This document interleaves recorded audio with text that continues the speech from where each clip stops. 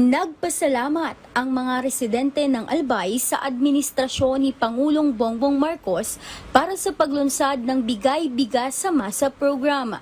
Ayon kay Pangulong Marcos sa kaniyang talumpati sa paglunsad ng Local Government Support Fund nitong Lunes, mahigit 5 milyong pamilya ang inaasahang makatatanggap ng tig-60 kilo ng bigas. Sa usaping pagkain, mula sa LGSF, mamamahagi tayo na 60 kilong bigas sa higit 5 milyong pamilyang Pilipino.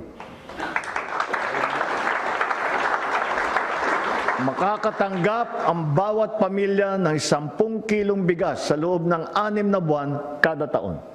Para kay Dansky Escobido, isang small business owner na may 5 anak, malaking ginhawa ito sa pang-araw-araw na pamumuhay. Sir, Pangulong Ferdinand Marcos po, maraming salamat po dito sa iyong panibagong programa na malaking tulong po sa aming mga mahirap.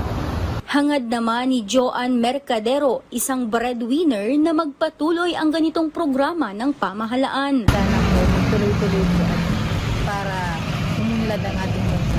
Bahagi ito ng mas pinalawak na Local Government Support Fund kung saan makakatanggap ang provincial government ng Albay ng kabuuang 274 million pesos. Ito na siguro ang talagang magandang balita para sa mga local government units. Hindi lang sa opisina, para sa ating mga kababayan. Why?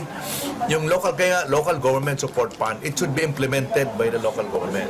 Mula sa Bicol, para sa Integrated State Media, Raisa Lucido ng Philippine Information Agency.